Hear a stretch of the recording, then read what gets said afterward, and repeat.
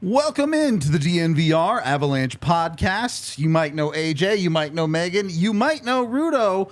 You also might know our new host of the DNVR Avalanche podcast, Eric Lacroix.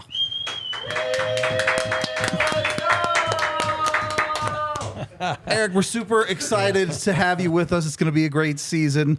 Cannot wait for all of your insight as a player for not just the Avs, but in the NHL for a good long while there. What's it like being on this side instead of on the working in the NHL side? Well, I love it. But first and foremost, thank you to everybody. I mean, AJ, yourself, Megan, and everybody here at DNVR. I'm very excited to jump on board with you guys. It's something I enjoy. I told you guys the other day I can talk hockey all day long, and that's not I do. That's what I do at home, and I think my wife became your new best friends right now, because now I don't, get to bore her, and I get to talk with you guys about hockey, and so it's kind of nice. And my daughter, throw my daughter in there too. Like, she's not a big hockey fan, so, but no, I'm excited. It's something I've always wanted to do. Obviously, done it a little bit the last few years on the TV side. Never done this, the podcast side of things. But we're way more fun. You know what? It's awesome. And obviously, with all the sports around town right now, it's been outstanding to be a Denver sports fan. And whether you're a Buffs fan or Nuggets or Avalanche and Rockies and Nuggets, I mean, the list goes on, right? So it's awesome to talk sports, and I'm just super excited to begin a new journey with you guys. So we're happy to have you for sure. Thank you. Look, it's appropriate because training camp not too far away. We have cool things like rookie tournaments nowadays that I don't think you guys really had back in the day. Yep. But what's that feeling like going into training camp, especially for some of these young kids? What was your first training camp like? Yeah, it's exciting. I'll give you a little bit of background on my background. When I was younger, my dad was, before becoming a GM in the NHL, he was an agent for 25 years. So you'd been around it? Been around it my whole life growing up with, I'll use names that you guys know, like the Patrick Waghs and, guys like that in the living room. So me being younger, I always kind of try to soak up a little bit of everything and, about what's it like to be a pro athlete and why does one guy make it and another guy doesn't make it. And, obviously we could do a full show on that. We probably will. But yeah, exactly. I mean, those are great things to have. I was very fortunate to have these things right in my face, my brother and I, to have that right in front of us. And, took a little bit of a different path back then. Obviously, being from Montreal, again, I don't want to offend anybody with the mecca of hockey, and then we say that all the time in Canada because we want to piss the people from Toronto off, and then my brother and I took a different path. We left home and we went to play prep school hockey in Massachusetts, in Boston. So really different route. Really something you don't see a lot. You still don't see a lot of that. But you see it more and more. Back then, it was really unheard of, and people thought that my dad was crazy, and But at the end of the day, my brother went to prep school because he wanted to go, and my aunt had gone to prep school before. I've always told my brother, like, you should go prep school. It's fun. And my brother's a big movie buff, and if you remember, the movie Dead Poets Society came out, and so my brother was like, "Oh, this is cool. I want to go to prep school." So kind of went that way. I just followed a couple years later. It had nothing to do with hockey. I was a small, again, that's another podcast. I was a small guy. My sophomore year in high school, went there. I played on the fourth line. I scored 1 goal that year, and I went off my butt in the last game of the season. So junior year, I was 6 feet tall, a little bit bigger, a little bit taller. My senior year, I was 6'2", 210, got drafted in the NHL. So there's no there's no book out there for parents or kids that think that it's actually done one way. It's not. So I was drafted in the NHL. Obviously, went the college route. I went to St. Lawrence University for a season and a half. I I felt that for me to keep going as a player, I had to sign and go pro. I felt that my development, even though I told my mom and my dad I would go back to school, I never did. But to this day, now there's another podcast. I would go back to school. We're stacking them up right now. Yeah, I always said that I would go back, and I never did. But hence your question, going to training camp. Now here I am. I know what to expect. I'm drafted by Toronto Maple Leafs, so I was lucky enough. Actually, my sophomore year, I signed. Obviously, it was during the playoffs. Again, that's another story. Denver sports fans will know Mark Crawford, obviously the ex-Avalanche coach, was my coach in the minors. And, I got lucky enough to go all the way to the Calder Cup finals against the Adirondack Red Wings, coached by Barry Melrose. A lot of Red Wings, future players like Marty LaPointe, Keith Primo. I mean, the list goes on. It was an unbelievable. I got to taste it a little bit, which I believe is so valuable. And then my first training came in September, and like I said to you, my dad had been an agent. I knew everything. I was expecting everything, and I just went out there and I froze. I did. It is hard. It is different. It is like, even though some kids don't know what to expect, and obviously the development camps have been huge over the years, and obviously working in management, I can tell you that I'm for it or against it. We'll talk about that too at some point. But I just felt that I went there thinking I was ready. Was not at all. It is overwhelming. You go there and those guys are right next to you, and you're getting dressed with them, and it is a different pace and it is a different mindset. So for those guys coming up, some of them were here, which I think is good, and in July or whatever, to get to meet some staff members and get to know one another too. You know what I mean? And it's a different world. Back then, we didn't have those devices and social media to talk. We showed up and we really didn't know anyone basically, or you knew a couple guys, and that's why my experience in the American League in the spring was valuable. You get there, some guys. But yeah, I mean, I think it's exciting for those kids coming up, and it's exciting for the players coming up. It's exciting for a lot of them, a little bit of redemption maybe, for veteran players, but it is totally different. I mean, the rookie camps or the rookie tournaments like coming up here in Vegas there, if I go back to mine, I'm going to be brutally honest. We didn't finish the games. I mean, we would play the Leafs against Detroit, and they wouldn't have enough guys on the bench by the end of the second period. They would just call the game over. Wow. This is over. There's only 4 guys on each side, and so there's a little bit of a different era. And then I think those games were so different nowadays than they were back then. And I think hockey's evolved, obviously, with it's so much more skilled and fast. And but it was so different back then because those rookie games were absolutely useless when you ask me. You know what I mean? It was kind of stupid. But we had to go through them, and that's what we did. Survived? I survived. I'm here. Pretty quickly, you became a journeyman in the NHL. Yep. Started in Toronto, went to LA after that, and then you came here. Yep.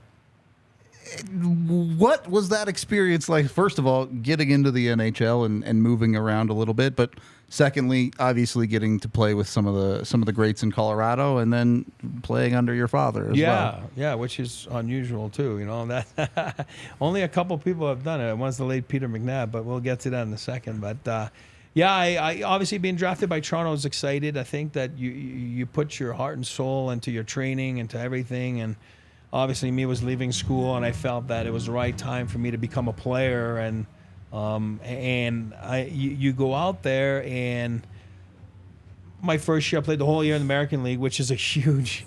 I mean, you gotta love the music in the background, right? So, Yeah, The story got a soundtrack. yeah. Wait till you hear it in season. It's nice. No, it was exciting.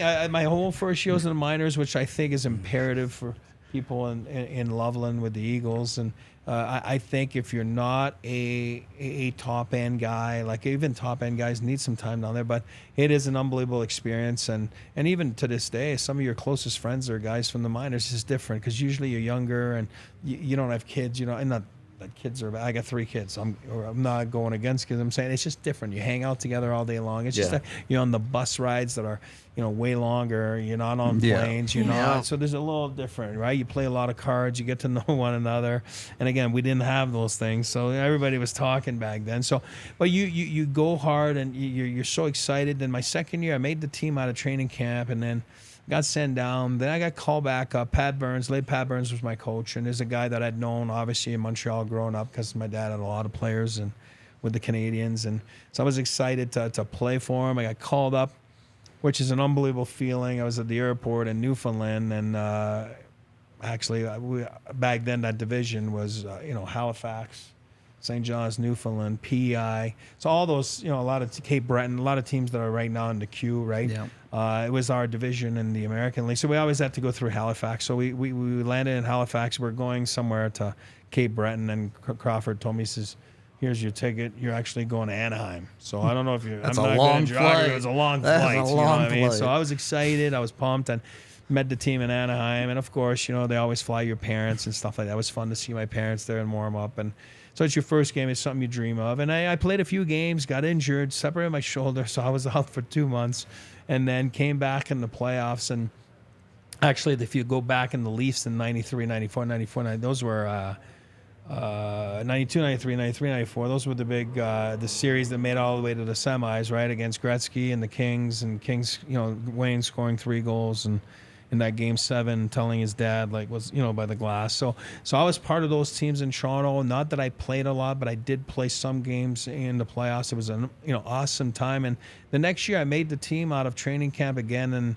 then the lockout started in '94. So I did rent an apartment in downtown Toronto, and I was all excited. And then I got the phone call that I didn't have to clear waivers. Would you like to go to Newfoundland? And I'm like, sure. I mean, we didn't know what to expect, right? We didn't know. It was one of those lockouts nights, but we didn't know what was going on. And so I went down to Newfoundland and, for a day, and then I got a phone call after one game, and, it was Cliff Fletcher saying I'd been traded to the LA Kings. And I tell you one thing, it's the worst feeling in the world when you're, and probably the best thing that ever happened to me, but at the time, at the you're moment, so mad, you're so disappointed. It's a sense of failure. It's a sense of rejection, and those guys don't like me. Maybe I didn't do anything, and it was hard. And then I got the phone call from LA, and then Rogie Vachon at the time was there with Sam McMaster, and then Rogie said to me, he goes, hey, you don't have to clear waivers. Would you like to go play in the IHL right now? So I flew to Phoenix, you know what I mean? So then Phoenix in the IHL. So it was crazy few days, and then I ended up down there, and I'll tell you one thing, it was great. I didn't know a soul. I broke my hand. I lost a couple knuckles. I mean, you're missing a couple there, but slap shot. And then I didn't know anyone. The team went on an 18-day road trip, and then here I was in Phoenix. I don't know anyone. And I went to see the movie Dumb and Dumber by myself. That's the only movie I've ever gone to by myself in my life, and then it was the greatest movie ever. And then I got called up when the lockout ended. I went to LA. It was awesome, and like you said, it was a great few years. Rob Blake being my roommate, my housemate, took care of myself. He was awesome, and we had an older team there, very old, and for the standards of the NHL at the time. And then you get another phone call one day, and it's my GM, Sam McMaster, that he's telling me that on the move again. Yeah, I was in the hot tub in the summer, and I really thought it was Rob Blake calling me because he was home visiting his parents, and we had the hard lines back then, right? No cell phones, so the hard line and the cordless phone came in the hot tub and said, hey, it's Sam McMaster, the GM. And I'm like, sure. And I'm thinking it's Rob, you know what I mean? So it didn't go well. I'm making fun of my GM. Not good, not good. It's a true story. And then now we know why you were traded. Yeah. And then he's like, no, this is a serious conversation. And then I remember, and then it kind of hit me. I was like, oh my God, it's June. It's 4 o'clock, whatever it is in St. Louis. That's when the draft was in St. Louis. I'm like, oh my God, I got traded. You know what I mean? And I did. And then he goes, well, you know where you're going. And I'm like, I'm sorry. No, I got a little bit of anger in me. And I said, how the hell would I know where I'm going? He's like, well, you know. And I was like, no, I don't know. I really don't know. Now I'm getting pissed off, And then he said, well, the Colorado Avalanche. And then I was like, what? Where? You know what I mean? oh, you didn't know? And I'm like, no, how am I supposed to know? You know what I mean? And then obviously, you think because the father and son then solely different. My mom had no idea actually. And, so it was, it was awesome. And, obviously coming here was outstanding. And my wife's from here, married a girl here from town and 3 kids. The kids were born here and obviously ended up leaving later on. That's a different podcast. We'll go back to that line again. That's a different podcast. And then, but yeah, I was fortunate to play for a long time and to make a living and then to join the management group. And here I am today. AJ, Megan, jump in. Any questions you guys have? I mean, not really. I've known Eric for a while now, so Fair enough. No, it's Not right now. Okay. I'm taking a lot of mental notes. sure. Let's go here then. You are a self-proclaimed journeyman Yep. in the NHL. Sure. How do you view your experiences in the league compared to some of the stars? Modern would be like a McKinnon. Obviously, you played with Wayne Gretzky, which Yeah. we'll talk about later. But what's the difference between you and them? Very simple. I mean, I tell young kids all the time, whether it's a great question, by the way. I think superstars, everyone has pressure to play, obviously pro sports. But a superstar's got the pressure, and people talk about the money all the time, and they make so much money. But what it is that, unless you've lived it, it's hard to understand. But it's the pressure that those guys have, and that's why I raise my hat to, two of the greatest for me, like Sakic, Forsberg, and I'm going back to older names, obviously Nate now and Gabe, those guys, but it's those guys did it day in and day out, and every spring, I mean, they would just be there, and they would reach the conference finals or the finals or win it, and the pressure that comes with it is unbearable at times, and it's a lot to see, and you can see it in their faces, and yes, it's also something that makes them their heart tick, and it's what makes them go. Where a journeyman like myself, it's more like the pressure of you just want to stay in the lineup, right? And there's a big difference. And I think that once you learn to control the controllables, you become a better player, and then you become more a career guy where you're not just coming up for a cup of coffee. And it's hard. I mean, I've seen it my whole life. Guys come up and they're so nervous and they want to do too much, or they want to be something that they're not. And I think that knowing how to evaluate yourself as a player is extremely hard, because everyone's a good player. Everyone works hard. I mean, you don't get a cookie for that. I mean, it's a given.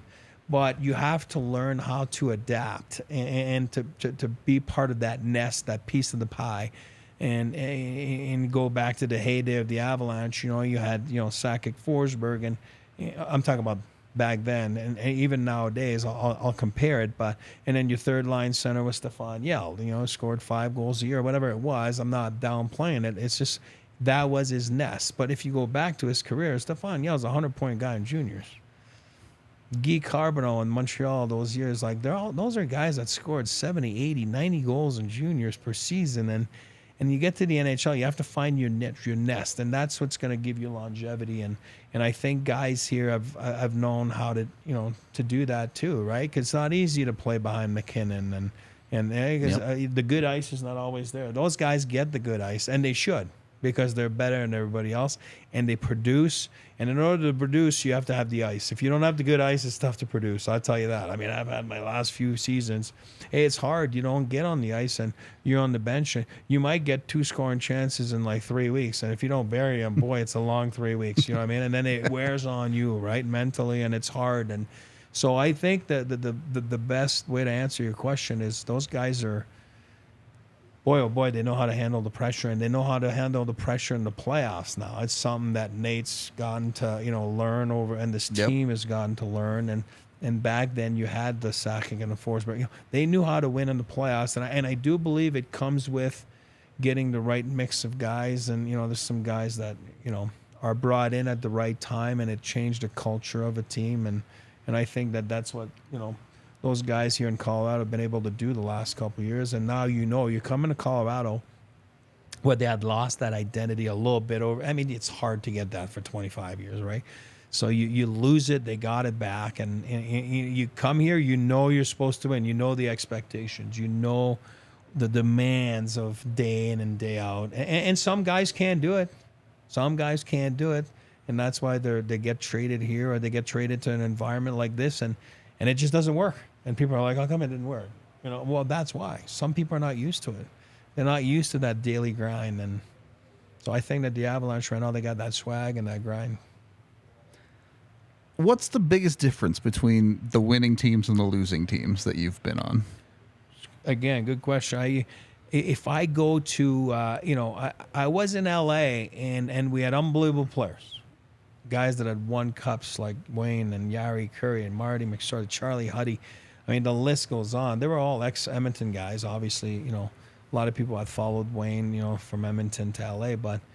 And I remember that, they had traded some guys, and obviously the year I got traded here, that's the year that Wayne got traded to St. Louis, and we just had no identity as a team. And I remember coming here and showing up with this team that had just won the Stanley Cup. Right, this is a team that was in Quebec absolutely just all over the map. I mean, they had no identity; they were everywhere. And again, I always go back to they had great ingredients, no recipe. And that was the problem with the Quebec Nordiques. And then obviously they learned that season before coming here against the Rangers in the playoffs. They got that 6-game series. They learned that they were good. And then they moved here, and these guys all of a sudden believed that they had something. And then they won the whole thing. And then I got here that summer, and I remember seeing the difference right away. And Peter McNabb asked me, I think my first interview when I got here, and he said, "What's the difference?" Exact same question. And it's a bit of a cliche answer, but in LA, we were scared to lose, right? You go into every game scared to lose, and then you show up in Colorado, and you got the Waugh and the Lemieux and the Keens and those guys, and all of a sudden you expect to win every night. It's expected that you're going to win every night. It's a different mindset, makes you play different. And I think that obviously teams that are winning in this league have that mindset.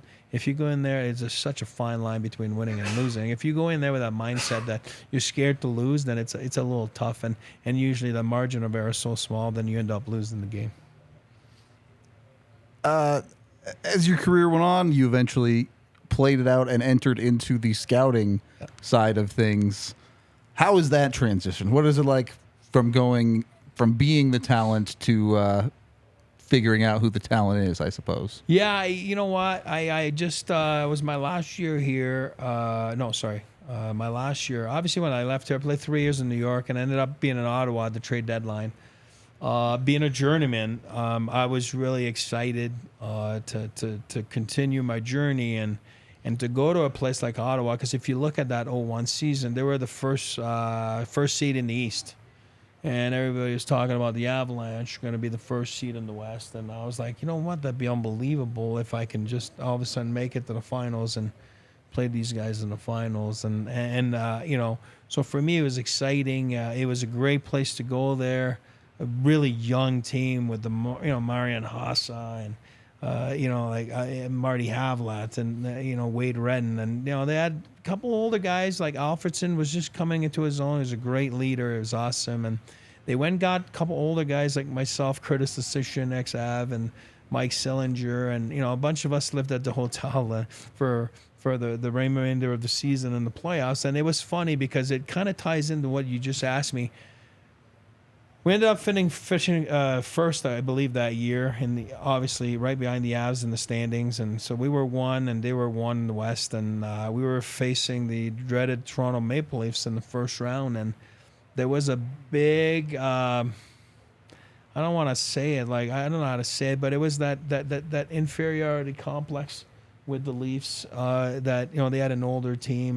And for some reason, They just struggled every year to play them in the playoffs, the Battle of Ontario, and then the pressure got to them. And I do believe it got to the coaching staff. So the same as now. Yeah, exactly. And it was it was nuts. And to be honest with you, we played them game 82 of the season, the Leafs. They had to win, and they needed someone to lose in the standings, and or someone, to get in, or someone to lose.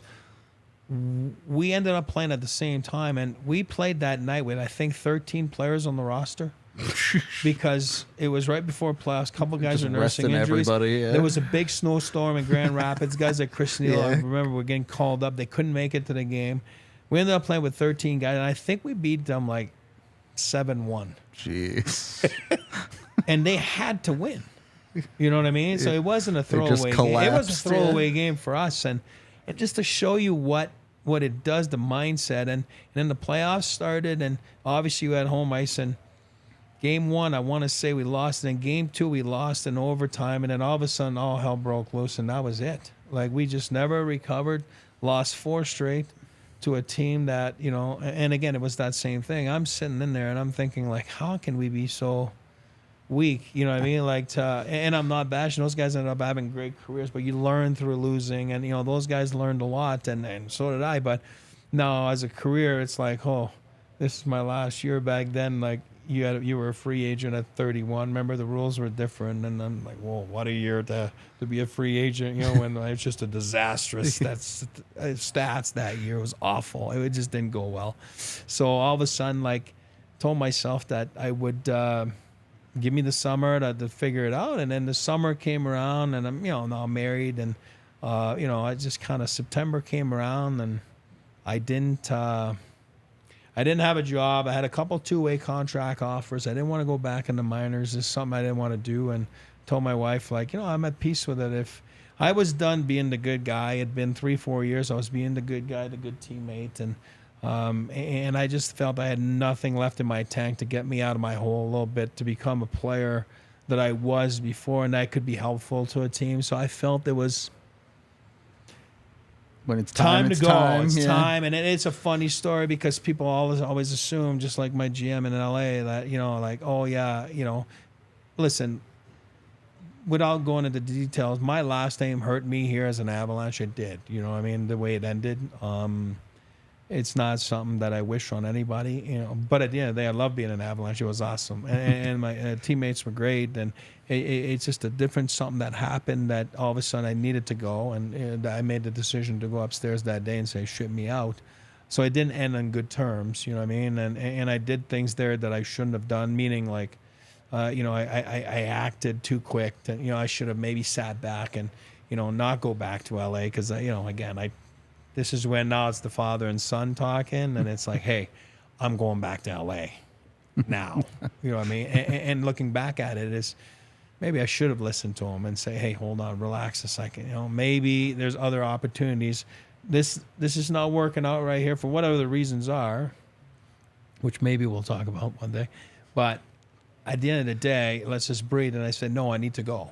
You know what I mean? I need to go. And then it was a monumental, that's on me. That's my fault for being, you know, reacting too quick. And you learn in life. And that's one of the lessons I learned there. And then I end up going to the wrong place. And, you know, obviously going to LA for a little bit, not much. And then obviously finding a better home in New York. But then it was time for me to go. And I told my team in Ottawa, and I said, listen, I'm done.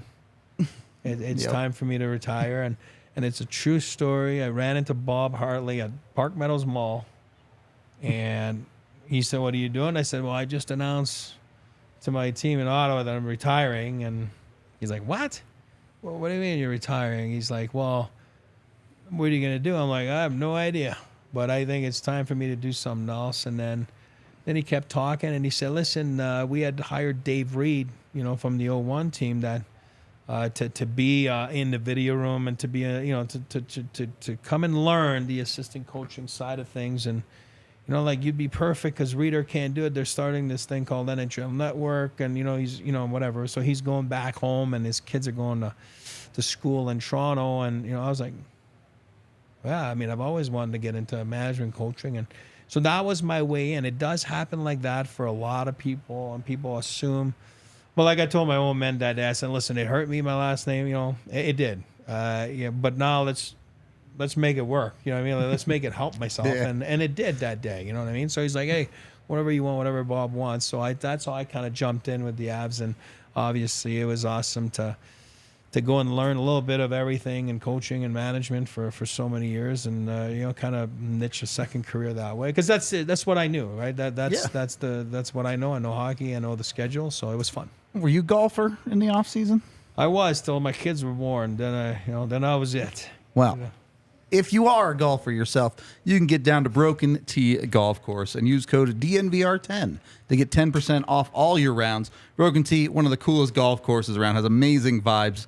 You got 27 total holes. They're 18-hole championship course. And if that's too much golf, they got a par 3 course for you, too, that you can check out. Of course, they have amazing pro shop with all sorts of good gear. They have Wyatt's at Broken Tee as a restaurant. You can have some food after your round, and a bunch of experienced teaching professionals if you want to get a lesson or anything like that.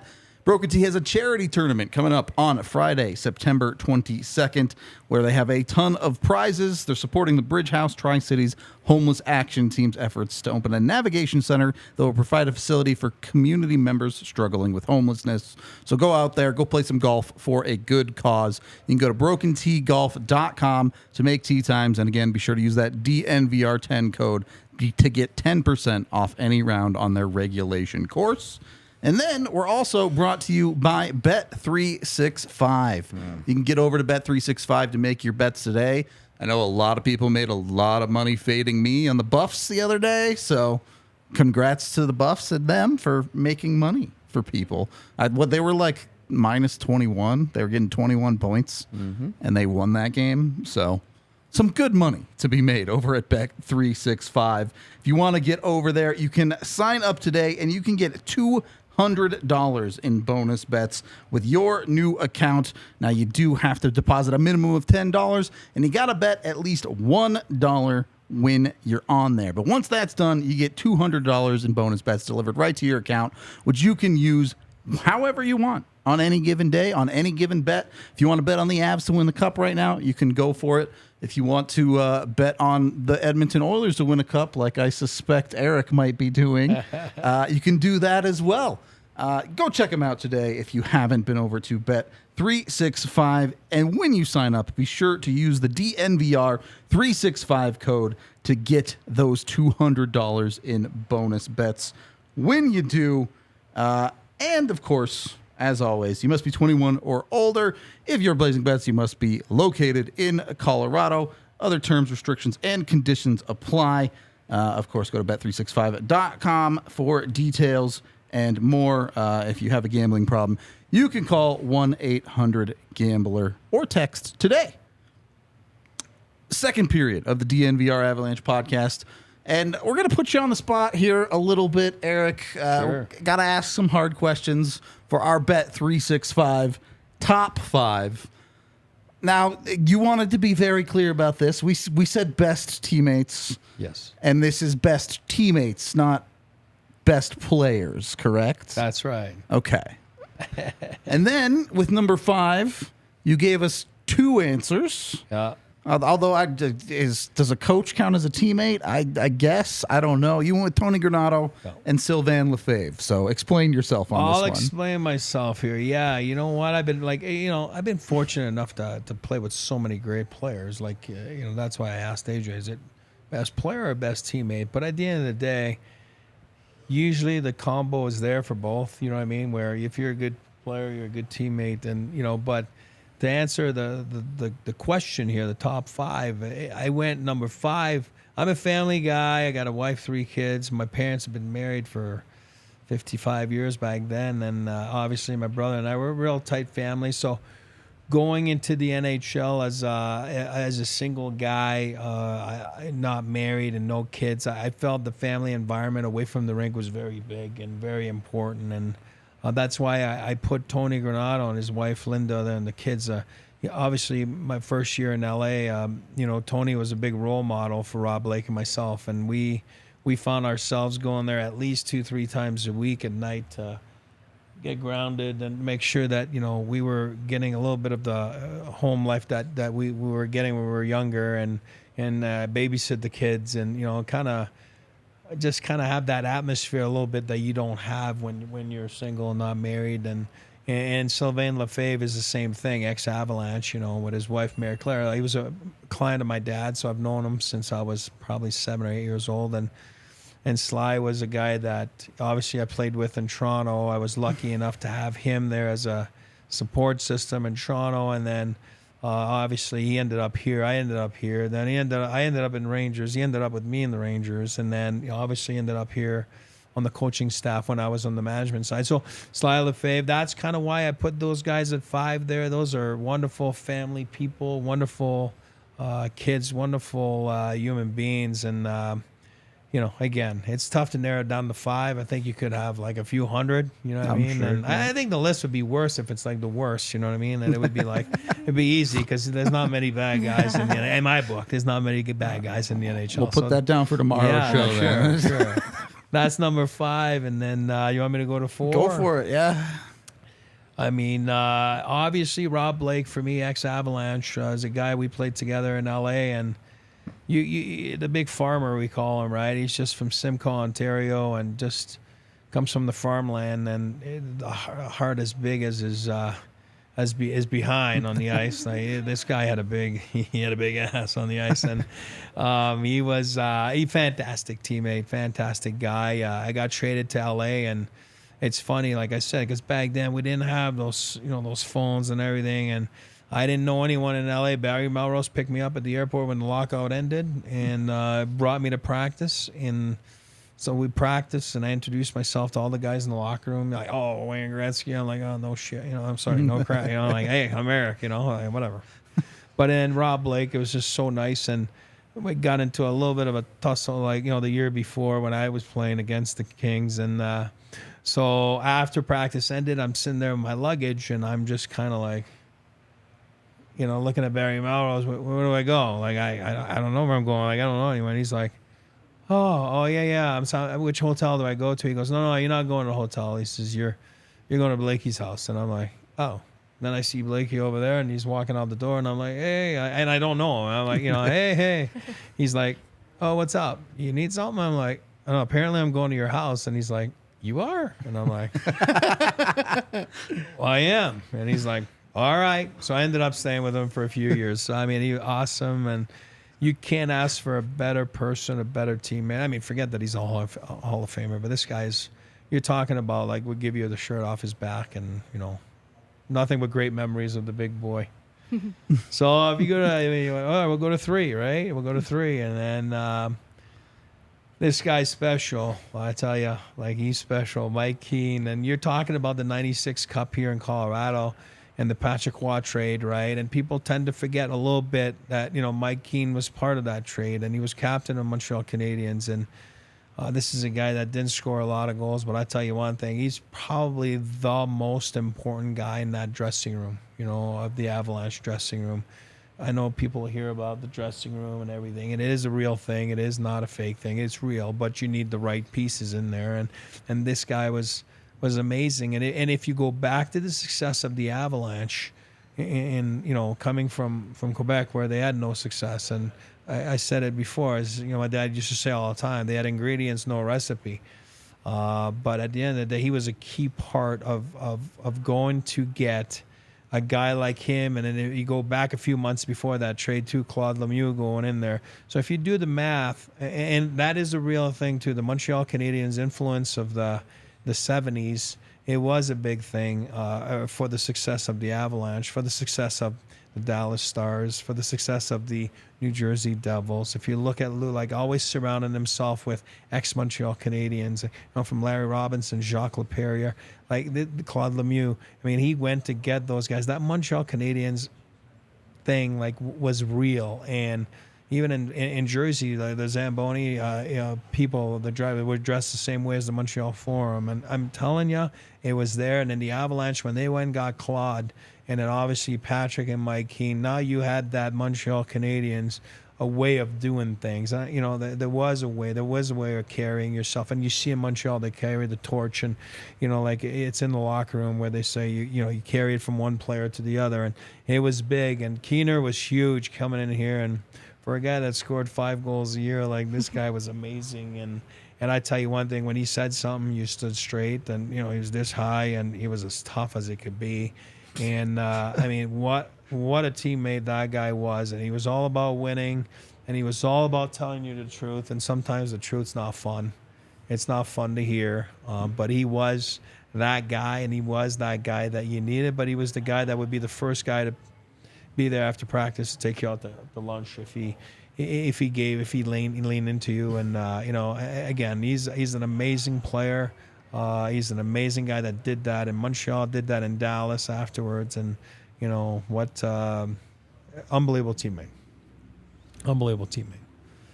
Then you go to, what is it, 2? 2. All right. This is probably the nicest man I've ever met in my life. One of the best left wingers of all time. And Adam Graves, I'll tell you one thing, he played like boy, was this guy like a Mack truck on the ice. He was tough. And then, such a softy off the ice. Like, it just like, oh my Lord. Like, I think it's almost fake because people think like this guy's not, there's no way someone can be that nice. And it's real. This guy is real. He's nice. It makes you feel like you're so important, and whether you're just someone he meets off the street or someone that he signing an autograph after a game or a teammate. This guy just carries himself the way you want your kids one day to carry themselves, and and it doesn't get better than that. But he does it in a calm manner. It's a little different than Sid and Keener. You know what I mean? He's more calm and he's more like, so nice and gentle, and he plays so hard. So it's kind of weird. Like, it's almost like a split personality. He's one way off the ice and one way on the ice. And then, but I tell you, like, Adam Grace for me is, not that we're close, to this day, but whenever I see him, which is not a lot, but it's just like, well, you're so happy to see him. You know what I mean? And it's just so fun to get guys like that on your team, and it's so important in the heat of the battle and those long seasons, and guys like that make it fun and to make the memories absolutely last a lifetime. So, and then number 1, I mean, for not to be confused in what you were saying about best teammate, or He's also the best player. for me, he's the best player to ever live. I mean, that I'm biased, and the funny story about Wayne is I'm a big New York Islander fan. So my dad being an agent, Mike Bossy was one of my dad's clients, and I'm a big New York Islander fan, Mike Bossy fan, Brian Trottier. So I grew up absolutely hating the Edmonton Oilers, and it was just like, there was strong hate with a capital H. It was like, I just make no bones about it. And I got traded to LA, and and Wayne, like, I told him, like, I absolutely hate you guys, and it was just like. And I think that's why he liked me, because I was honest with him. And a lot of people usually are not honest with him, you know what I mean? Sure. And they're scared of him because he's such an icon. But, wow, this guy was, the way he carried himself, like, to his teammates, the way he carried himself to his franchise, his employers, and to the National Hockey League. I don't think there's ever been a better ambassador in the league than this guy. I mean, when he went to LA and what he did, like, to transform hockey in California and in the West, and obviously having franchises after in Anaheim and San Jose, and even like all the way to Denver. I mean, it's amazing what Wayne did, but he was such an unbelievable player. He was so much better than anybody else, and I used to look at him and go like, you have a horrible shot, like, you have a bad body. Look at you, like, you know what I mean? Like, you're just like 170 pounds. You can't skate. You know what I mean? Like, how did you get like a few thousand points? Like, I don't get it. You know what I mean? But he was that much smarter than all of us out there, and it was amazing about anticipating. And then you're talking about pressure and wanting the moment. This guy just never backed down from those moments, and he was awesome. But the best thing was, he made you feel like a journeyman. Like, he made you feel like you were the most important guy in the world. You were the most important guy on the bus. You were the most important guy on the team, and that's an art to do that. It's not everybody that can do that, and I think he wasn't a liar. I think he meant it. Maybe, I mean, I hope he meant it. No, I'm kidding. But you know what? He's amazing. He takes care of everybody around him. Whether you see him like this past year or whatever, it's the same way. It's the same thing. He just takes care of everybody around him, and he's so generous, and he always has time for people. He always has time for. I mean, I'm telling you, we would get in like at, sometimes, I don't know, you're going to Winnipeg, it's 2 a.m. on a back-to-back night. Fans are outside the hotel freezing, just waiting for him, and he just signed everybody's autograph. And, it would have been easy to just walk through, and, but it's always, I think he did say, like, it's important to be a role model for the league, and I think he got that from Gordie Howe, right? Gordie Howe passed that along to him, and I think that he took that as a very important piece of his career. And for me, like people always say, no, I didn't say the best player. Who's the best teammate? I always say, yeah, 99. He's the best teammate I've ever played with, without a doubt. And he is the best player I've ever played with. And, no offense to Joe and those guys. And, because I think he's just in a class by his own. I think the record book says it, and it's a different era and all that stuff. But, for me, there's only one Wayne Gretzky, and there's only going to be one. So that's off. Sums it up. Yeah. That was Eric Lacroix's top 5 best teammates when he was playing in the NHL. Fascinating to me as someone on more of the outside. It really is interesting to see how much of those teammates and bonds are formed, not necessarily on the ice, but with the rest of your time together as a team or as a roommate or as however it may end up being. I did want to get back to your scouting career a little bit. Yep. The three of us on this pod are pretty analytically inclined. Yep. First of all, was that really in vogue at all when you were a scout in the 2000s? And where do you stand on the eye test versus analytics? Yeah, I'm you know what? I'm not gonna lie to you guys here and tell you that I'm a big analytics guy. I'm not.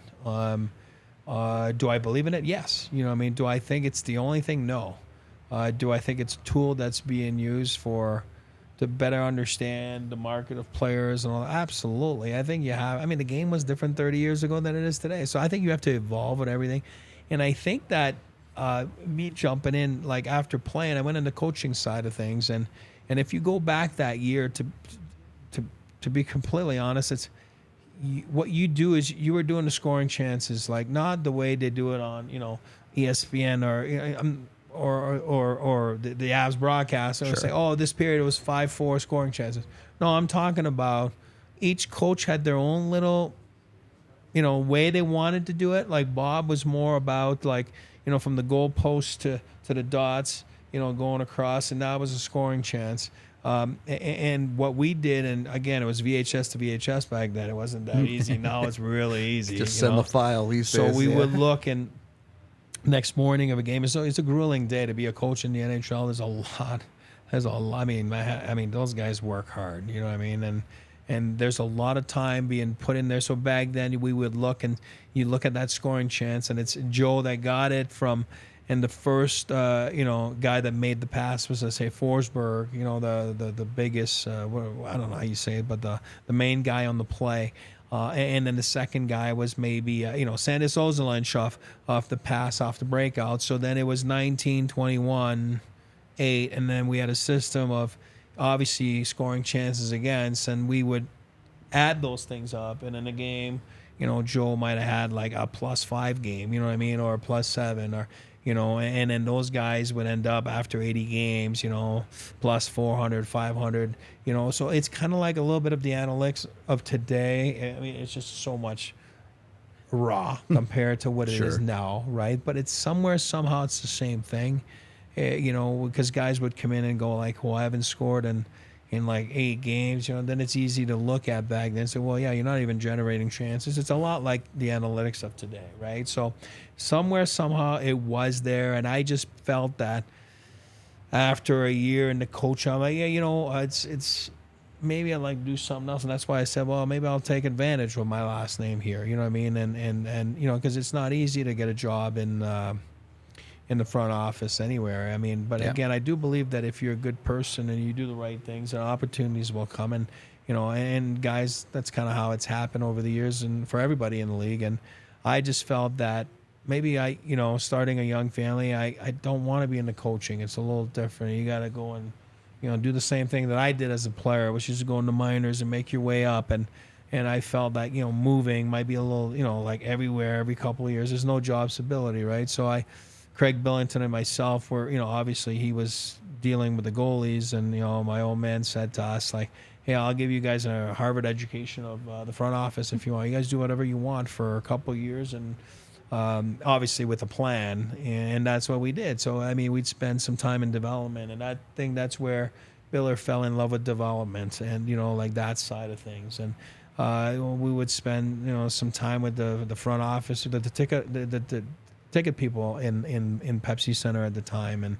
or corporate sponsorships. And then, obviously go spend a couple of weeks with the team and just follow the team, and then a couple of weeks with prospects and juniors. I remember going to see Johnny Boychuk and, hanging out with him for a few weekends and, some of our higher draft picks. And so it's kind of fun. And I was fortunate enough to do that for so many years. And then obviously even at my own team in the Central Hockey League back then. And, because of that next lockout, everybody was like, oh, you have to own your teams and develop. And that's kind of a buddy of mine here in town. That's kind of what prompted us to go and do Central Hockey League franchise. We were actually bought the rights in Grand Junction, so we could have a little rivalry with the Eagles down the street, and that didn't work, and couldn't build a building there, and it was a kind of a different, deal with city councils and stuff like that. Didn't go through, and then they told us that Prescott Valley, Arizona was there, so we kind of jumped on that one, and build the Arizona Sundogs, and kind of have that seamless development path, and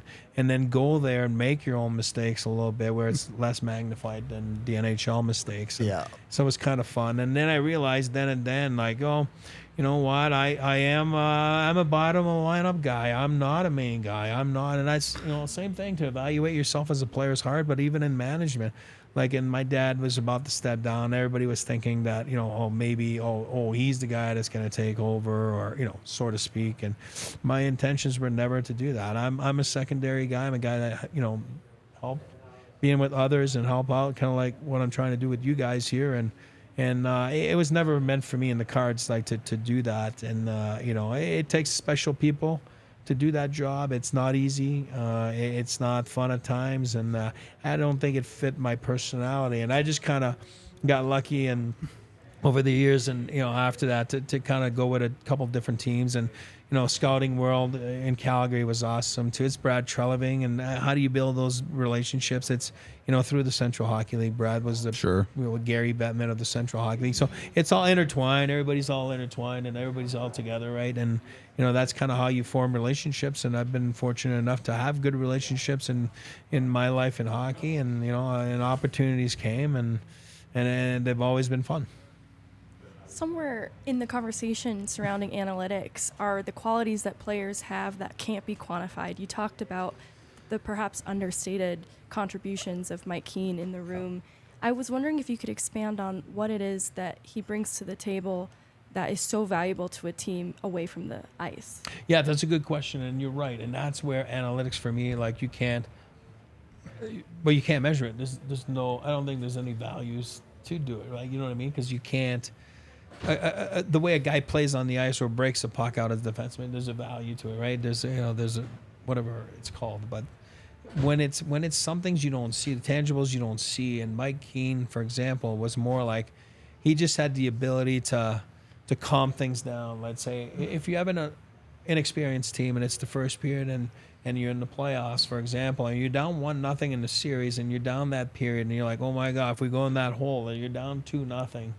It's a tough hole to get out of, and you need guys to be able to set, to express to the team that, hey, we still have 40 minutes. There's still this, but sometimes you have to have been there, and guys like that have been through the trenches and the wars of those situations, and sometimes like you just never been there. You know what I mean? Like guys like Nate or whatever a couple years ago, and you don't know, and you need that guy that's going to come in and have that presence, and that I've been a guy like Cogliano has probably been very helpful, right, over the last couple seasons for those matters. And I think the Avalanche, for example, needed that back then. The foots and I love footy, but at footy is more like you know what I mean, and just kind of lose it, you know what I mean. Where sometimes you need a guy like Keane to, he is losing it, but is in his own way. And then I think Foot learned from the Patrick and the Claude and the Footies, and the Keens, and all of a sudden, next thing you know, you go out there, you feel better about yourself as a player, but also as a team for the second period, and then all of a sudden, things go differently, and then you end up winning the game. Now you're in a 1-1 series, you're going home, or you're going on the road, or whatever it is, and those things are not measurable, but you have to be a guy that does and says the right things.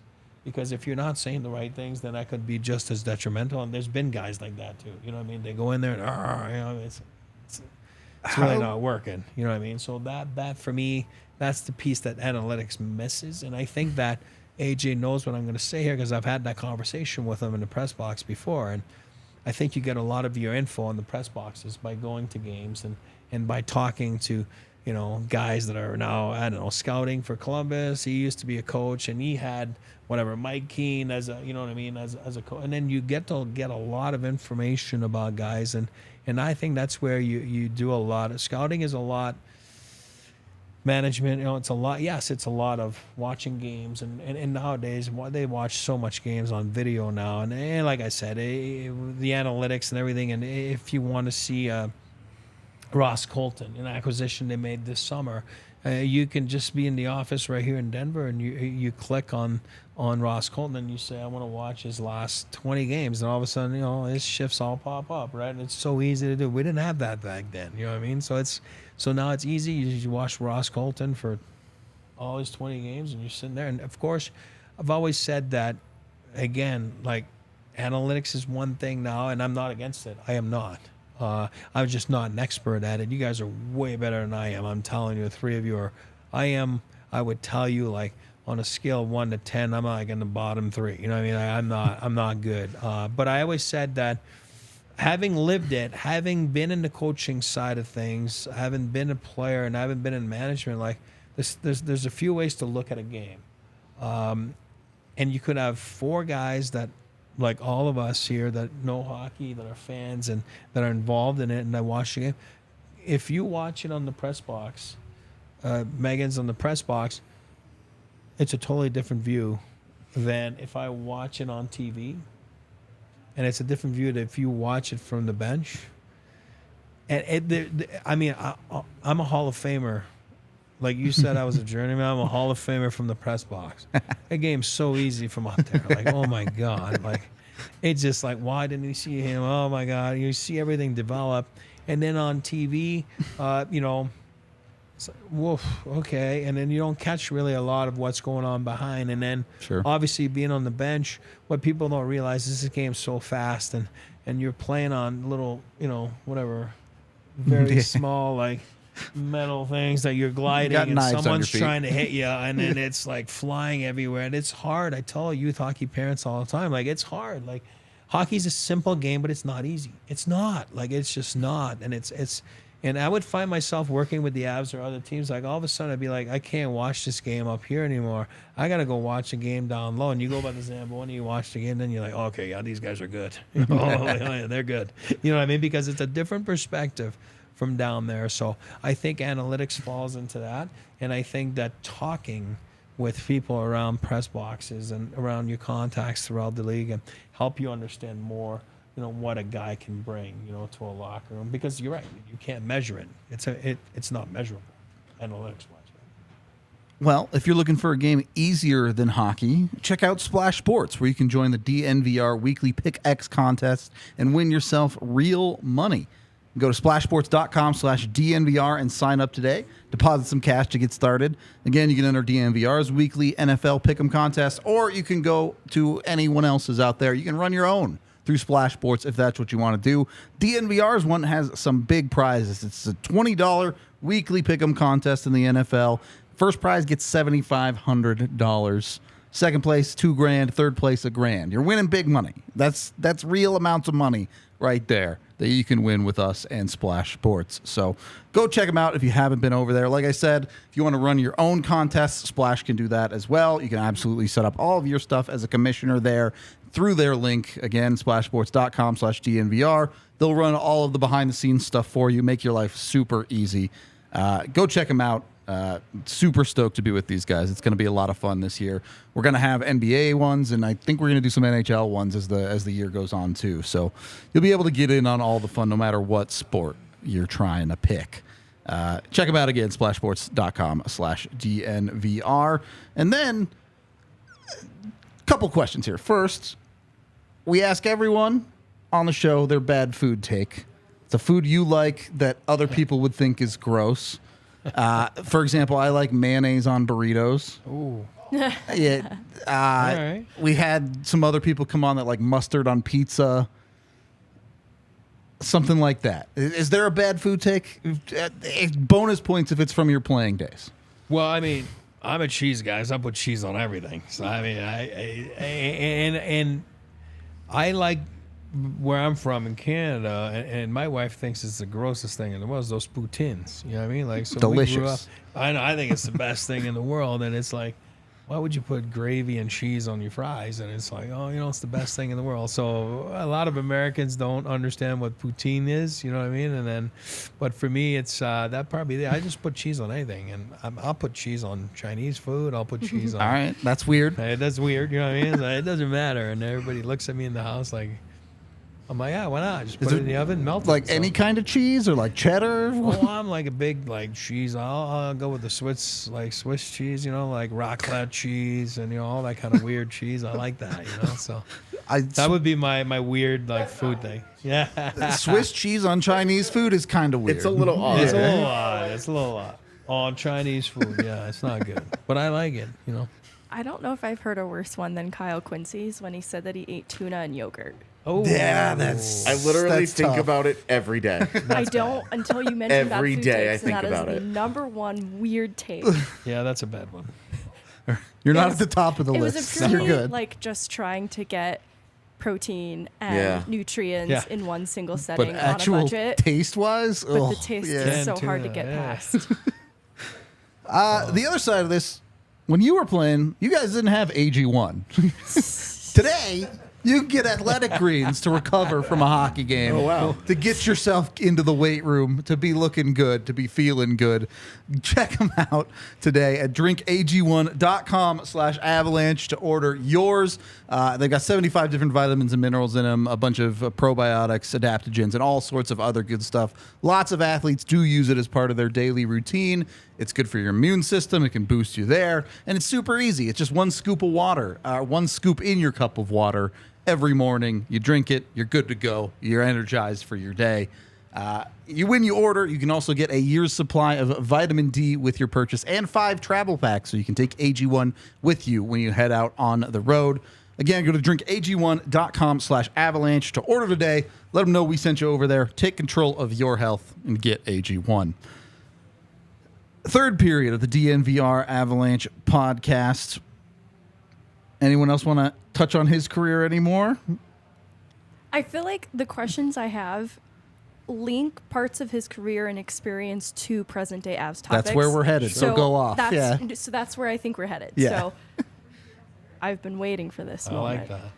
And AG1, by the way, there's everywhere in my house. My daughter loves that stuff. Oh, let's go. Yeah, see, I mean, What a it's- natural fit. And but you said it's a different era. You're right. It is a different era. I mean, they have that in the locker room now. They got all those nice quinoa stuff and everything. And I'm not that old, but I'm not that old. I'm older, but I'm not that old. And my first year in LA, I'm telling you, we had a McDonald's attached to the practice rink, and every time we got off the ice, there was 30 quarter pounder with cheese and 30 Big Macs in the Lined locker room. up. And we would just get undressed, and again, I come from the days that there was about 5, 6, 7 guys smoking in the laundry room between periods, but but I'm not that old, But Well, anyway. Gretzky's alleged pre-game meal was a hot dog, right? Well, yeah, McDonald's too. McDonald's, too, Oh, yeah, okay. he was scoring 200 points on McDonald's. McDonald's Field Master. Yeah.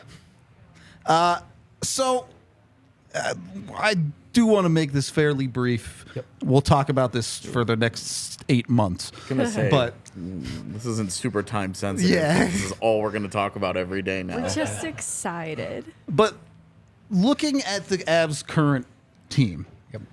obviously they already have one cup. Do you see some dynasty levels in them? The Oilers team that you hate, the Islanders team that you love, are they Yeah. capable of getting to that level? I think so. I mean, if you ask me, and you said something about the Oilers, I do. I've said it before. Oilers are going to win a Stanley Cup in my book in the next couple seasons. Do I think it's this year? No. And again, we'll talk about this. I think the Avs come out of the West. That's what I think. I'm having lived it back then. I've been on that team, obviously, the summer of '96 after they won. So that '96-'97 season, we did win the President's Trophy. Yeah, we did. And then we ran out of gas in the playoffs. We did. I am telling you, guys, we're done. They had the '96 World Cup that year, right? That the U.S. Yep. won, beat Canada. Yeah. But anyway, so it was something. It is something real. It's a short summer. That summer, and again, you put the World Cup on top of it for those guys, and then You go have a grueling season. You do now. You feel good about yourself because you feel good about the way you guys play as a team, and the next thing you know, you win the like the Avs didn't win it this year, obviously because of Boston being crazy, but they did win the division, right? Yep. Obviously, and with all the injuries and everything that they had, and somewhere somehow you could just feel it in the building. They're just out of gas and against the Kraken, right? And I do believe that this summer will be good for them.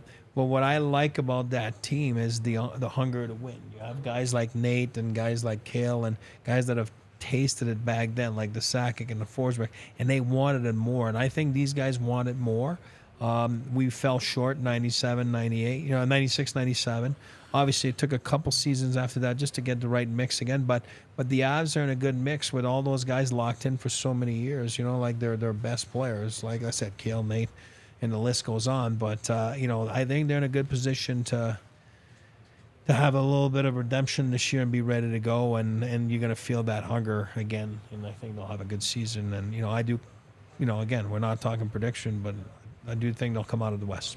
Do you think that the way things ended this last season they've spent all summer just being pissed about it, and they're like, when they show up at training camp, they're going to be like, okay, now we get to kind of have a redemption tour of sorts, because it never really felt like their title defense got off the ground.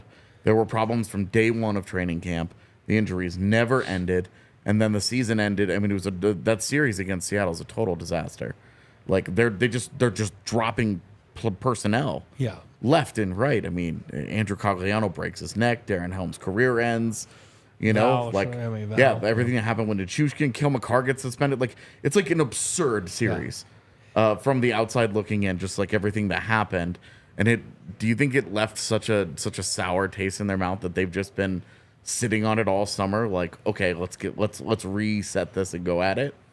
Yes, and if you go back to the year they won it, right, the season before, I think any interview those guys from day one, that's all they talked about. We're going to win it this year. It's all or nothing, right? And there was a mindset. Gabe led the way with that. And I think if you go back to this past season, you just won it. And every question you're getting is, how was your summer? How was it with the day with the cup? How was it? So you're not really mentally driven the same way that, sure, these guys want to win again. That's not what I'm saying. But the edge is just not there. And like you said, all of a sudden, it's human nature. Everything falls off. Like there's always something wrong all year long. Like there's always someone injured. They're never in sync, and they're never. So you really never have that drive again of like, hey, this is what we're focusing on. We're focusing on winning the cup. I think they were human nature side of things. They were more focusing on getting through the next game. You know what I mean? Because sometimes at some point, like in January, the personnel was just not very good.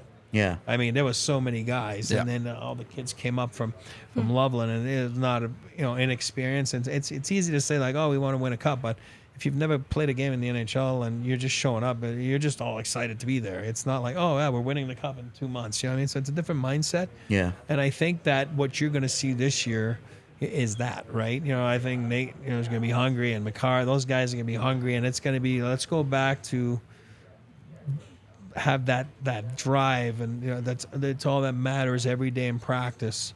That's all we're doing. We're winning the Stanley Cup, and I think that they have the ingredients, and they got the personnel, obviously, to do it. And again, they've upgraded in net since that cup run. So, and that's a big thing too. And I think that was part of their success last year too, after all those injuries, Very quickly, we do have a super chat here from the incredible Drew, $28, saying, awesome addition to the DNVR crew. Can't wait to hear all the insight Eric has to offer. Hope you all are having an awesome summer. I can read.